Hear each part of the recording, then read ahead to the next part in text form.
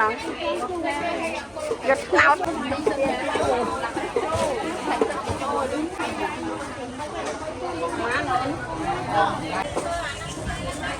ngồi tập lên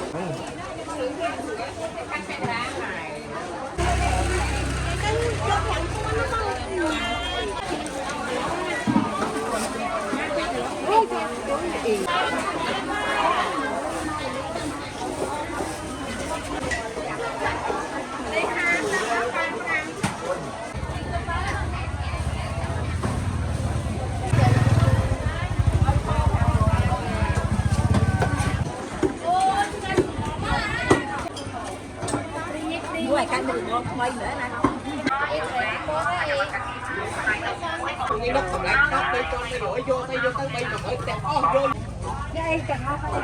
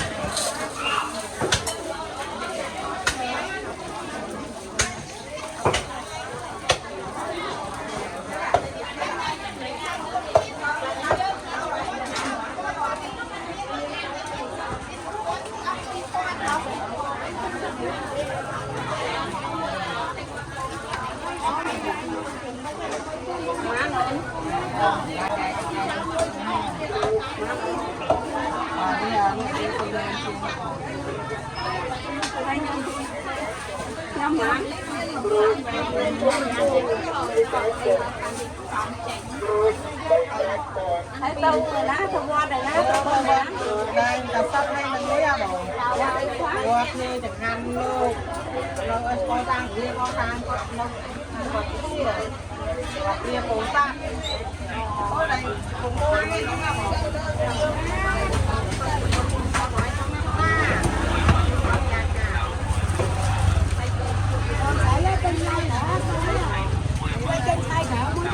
chân cái à nó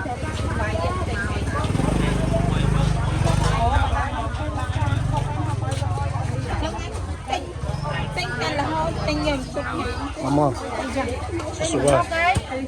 Jeng.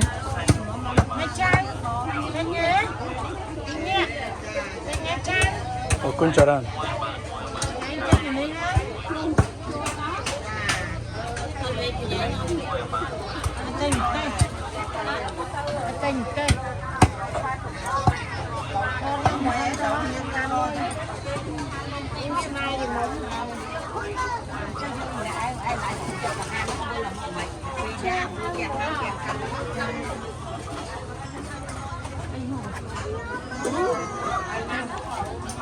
để anh mặn đi ngày đi ở cửa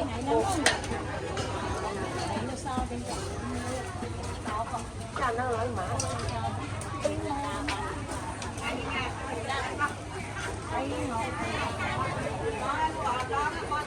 tất nhiên là tay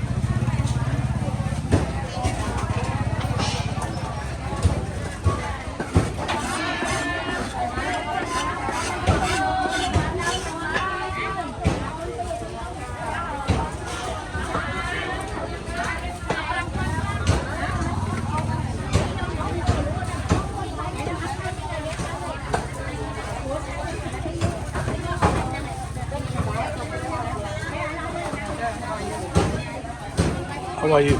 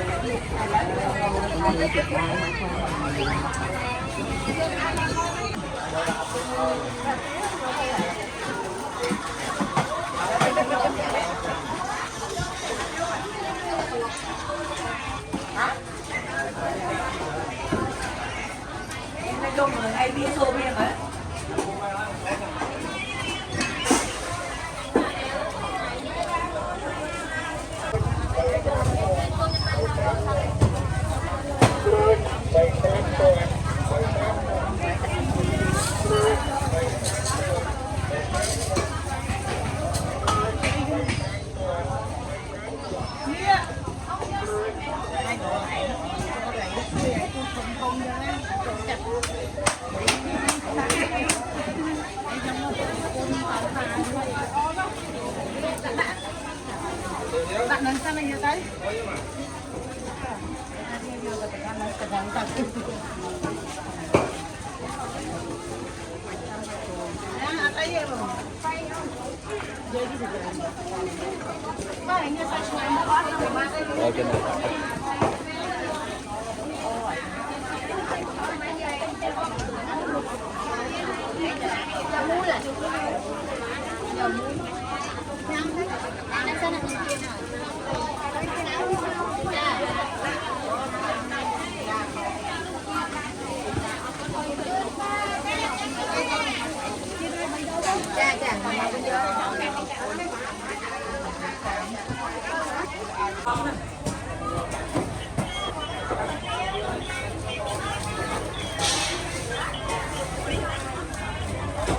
quay tiền qua bà An nhé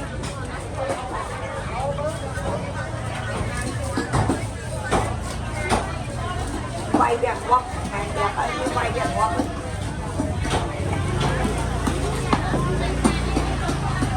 cho mình ngay không chúng tôi được tiền qua lại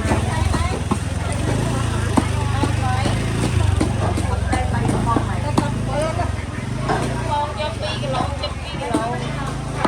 đây là con thật sự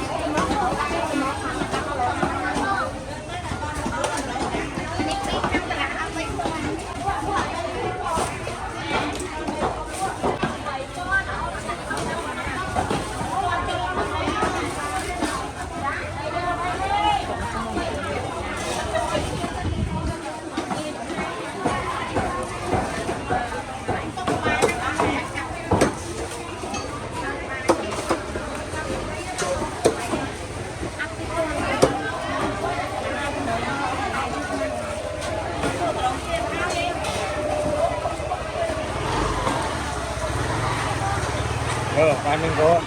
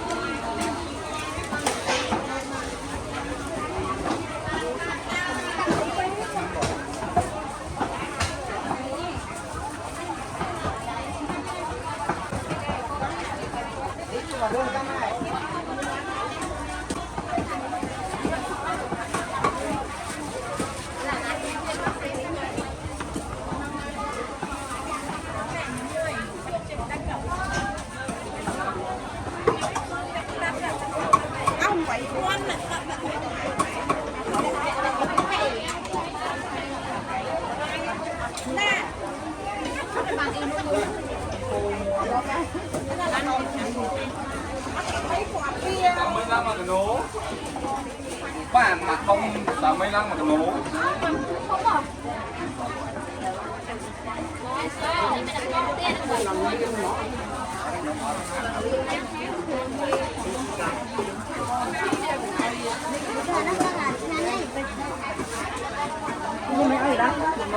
con mắt á không ngồi người ta đâu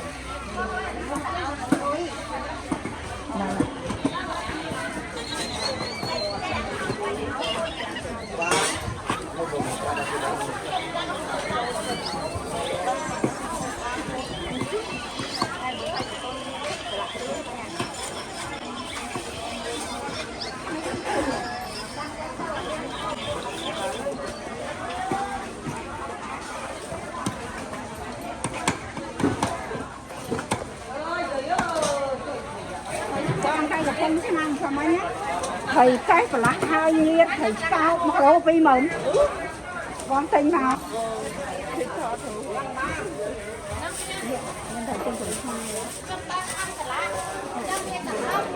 trong giờ mới chèo ra vùng hang đấy.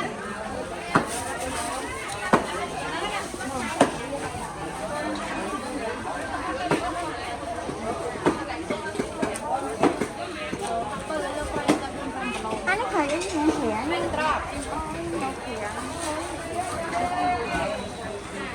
Bữa ăn quay em cho luôn cho cha.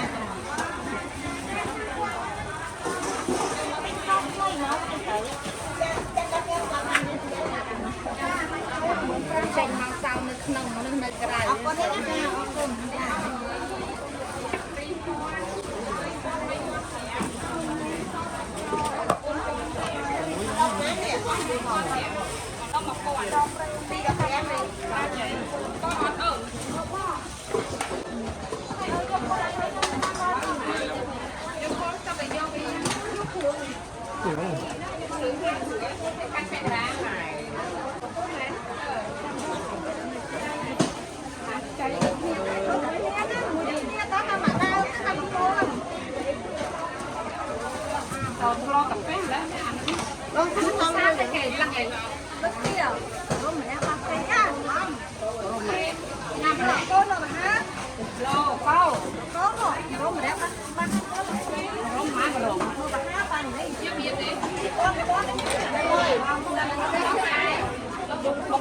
Lương cái nó không hay vô nữa.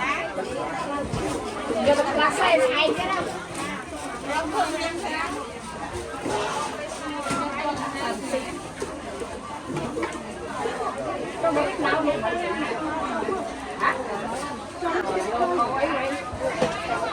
Nó nào nè. Giật nào đấy bé. Tham mán. Con chú ạ. Tham con. Giật nào đấy. Thọt ở tôi đi. Đặt thằng ấy đôi khía nè. Cho bèn chú. Cho con thẻ mà. Một đống cái đi từ chung. Không thế nào. Coi ông nói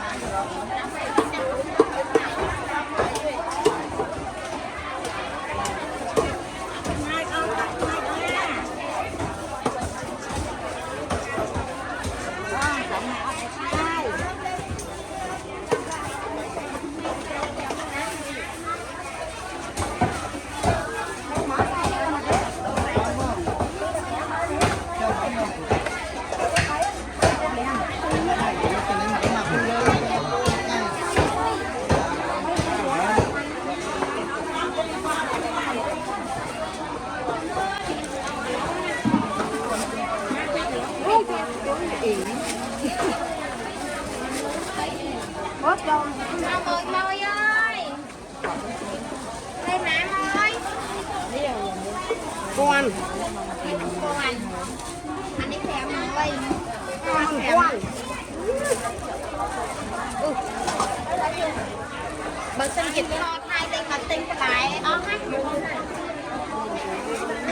Quay cái này. Cái ó này. Ngồi cho hai này.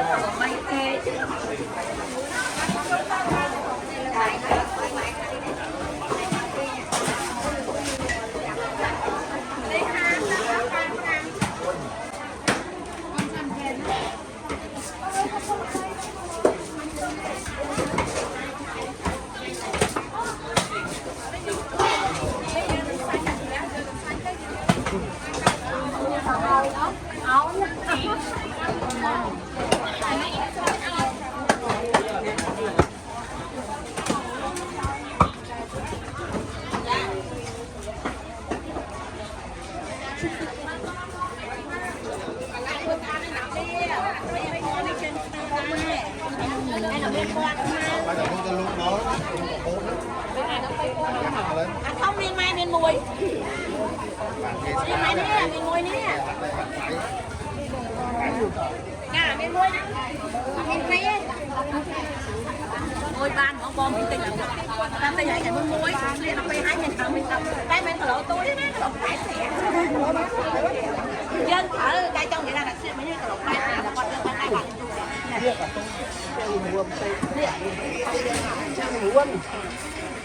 nó chơi cái bánh nó mày ăn bên chơi không nhưng ăn hột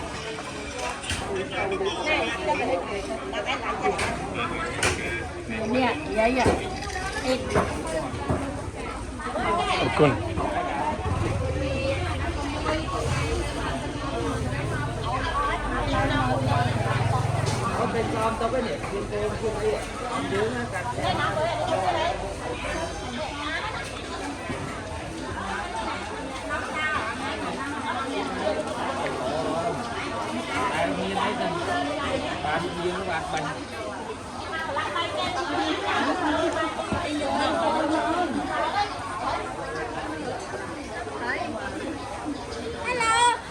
Hi.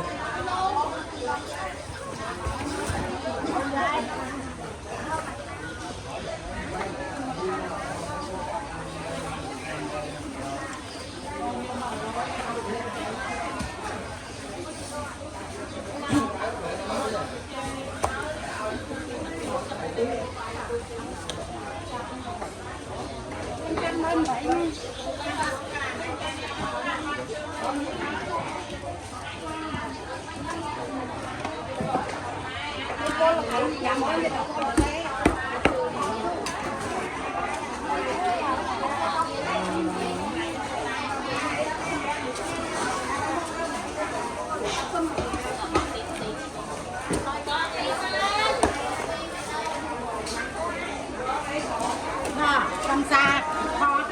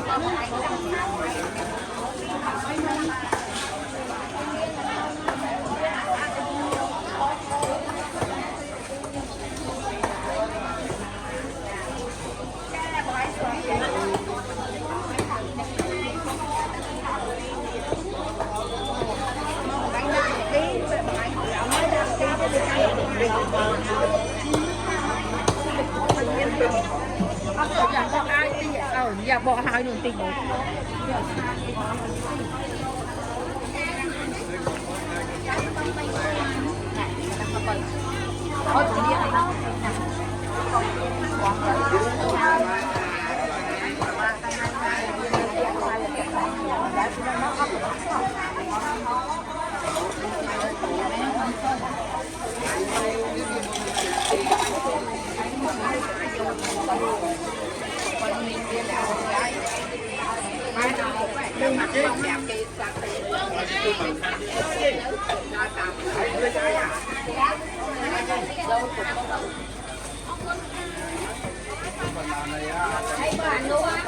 bạn mua khẩu mua cho ai ơi mình sẽ đến mà chăn sắp thôi có cái nữa cái ai ơi cái đồ này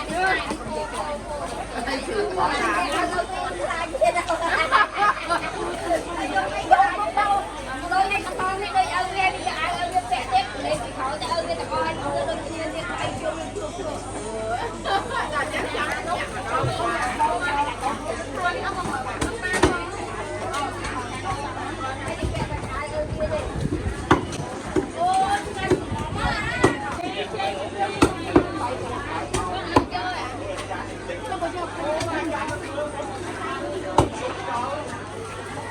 đi nó thấy đó.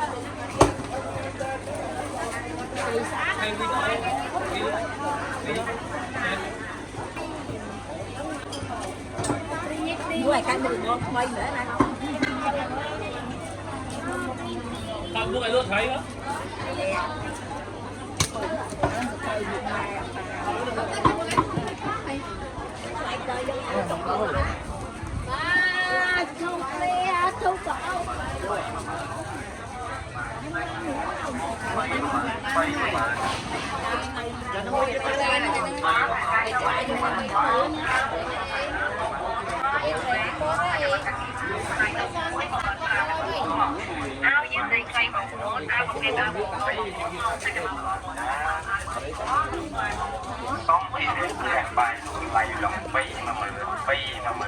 Ôi số tính á con phải nuôi tầm mới tay bông vô sinh ăn đi tay mình mẹ ôi đi xoay ở đây tao ọt đi bông vô sinh nó sẽ tay bông đi đi vô ọt á không quên con bây giờ chạy cái gì đấy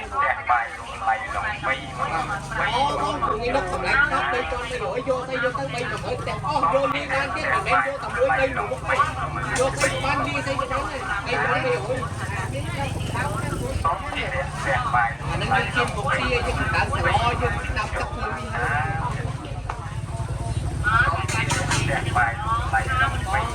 có những việc đi được như nó vẫn là biết khổ phải không nó sẽ cái tập cuối mình cái